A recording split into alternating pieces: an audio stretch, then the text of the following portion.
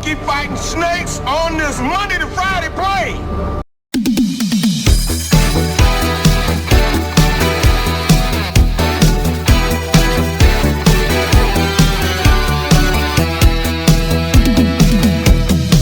Hey movie junkies, welcome back to another fun-filled episode of Twin Flicks, where we always here celebrating the magic of movies and physical media with you. So, as you can tell by the title of this video, today we are taking a look at 2006 Snake on a Plane. And way back in 2009, Warner Brothers did release this Blu-ray, which looks awesome. I've never had an issue with this Blu-ray. In fact, back in 2009 in my review, I gave it high props. I gave it a 5 out of 5. This is just a stellar Blu-ray release. And in my review, I believe I even said it was in my top 10 of the best Blu-rays of that year. Well, now Arrow Video has come along and has released Snakes on a Plane on 4K UHD. That is sourced from the original 2K DI data that was supplied by Warner Brothers, and the 4K UHD also has HDR10 and Dolby Vision grading applied and preserves the theatrical ratio of 2:3:9:1. Alright guys, so let's get into it. Let's take a closer look at Snakes on a Plane on 4K from Arrow Video against Warner Brothers 2009 Blu-ray. Because like I said, this Blu-ray still today looks great. So is it really worth shelling out your hard-earned money to run out and pick up the 4K? Well, that's why we're here, because we're going to find out.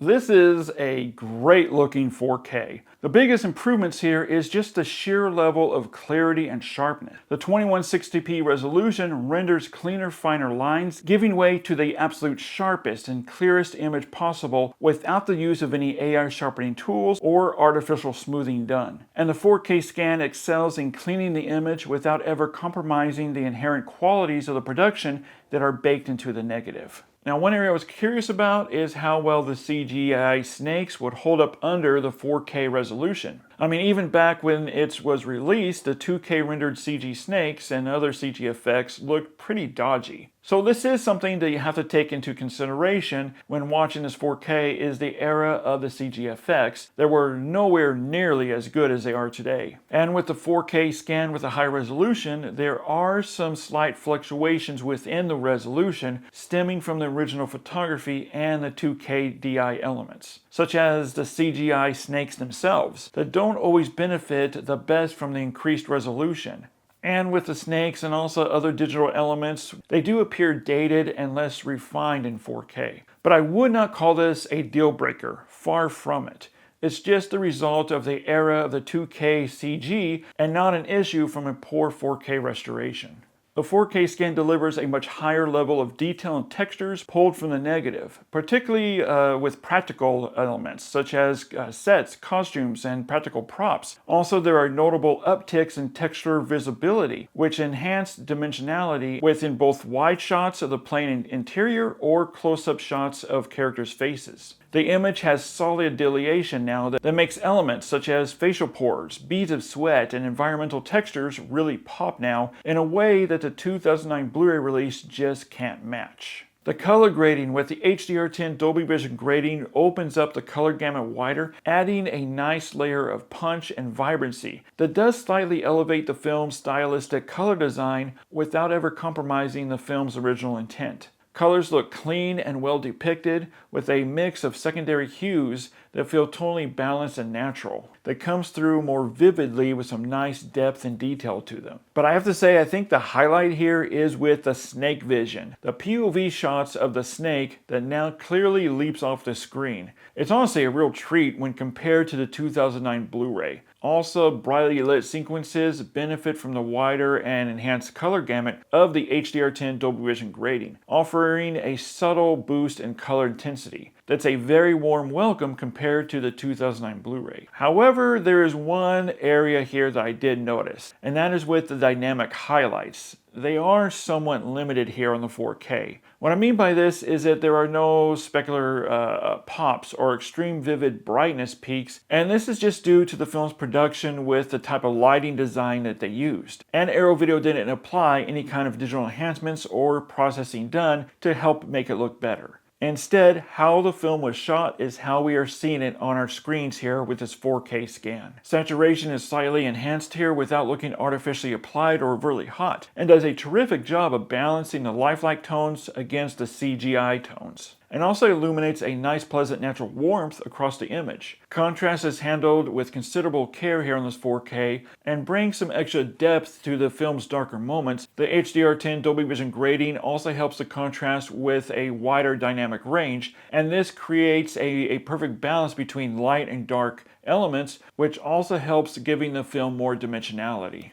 The 4K scan also has some striking inky blacks and nuanced shadow delineation. The black levels are stable, rich, and runs deep. Now, I did notice one area within the black levels, and that is with the shadow detail, where it does only have slight improvements during some shots with dimmer sections, where details still feel pretty limited and lacking the depth that a native 4K scan can offer with the HDR10 grading. But again, this is more due to the source material of the negative rather than a poor 4K restoration. Snakes on a Plane 4K scan also exhibits a fantastic organic fine layer of film grain without any signs of heavy manipulation with DNR scrubbing or artificial smoothing. I did notice that some areas can appear slightly rougher or coarser in the darker scenes, but this is just due to the original elements. Overall, we have a very nice natural 35mm grain field. Alright guys, now let's dive into the audio presentation, and one thing with this audio I was really surprised by, and that was the lack of a new remixed Dolby Atmos track. Really missed opportunity here. This would have been incredible to hear a fully utilized mix with all discrete channels remixed, with each element panning through each individual channel, also adding vertical sound elements with the overhead use, such as the snake attacks or when the cabin pressure changes. Utilizing the high channels really would have made a really nice 360-degree immersion. So again, I just think this was a really missed opportunity, and I don't know why they didn't spring for a Dolby Atmos mix. But what we do have here is a remastered DTS Lossless 5.1 that sounds pretty identical to the 2009 Blu-ray. However, I did notice that this 5.1 mix does have higher bitrate and higher fidelity than the 2009 Blu-ray. That definitely gets the job done. Well, now I want to hear from you, so head over to the comment section and let me know. When you look at the differences here between the two formats, Arrow Video's 4K presentation against Warner Brothers or New Line Cinema's 2009 Blu-ray, which do you think looks better? Or do you see much difference at all? Again, head over to the comment section and let me know. So here's my final thoughts of Arrow Video's 4K UHD presentation of Snakes on a Plane.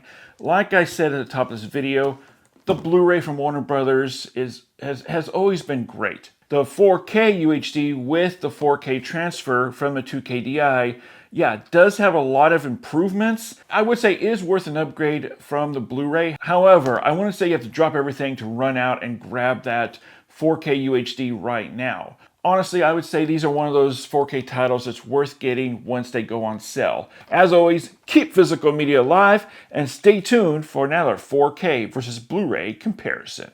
Twin Flicks presents 4K versus Blu-ray comparisons.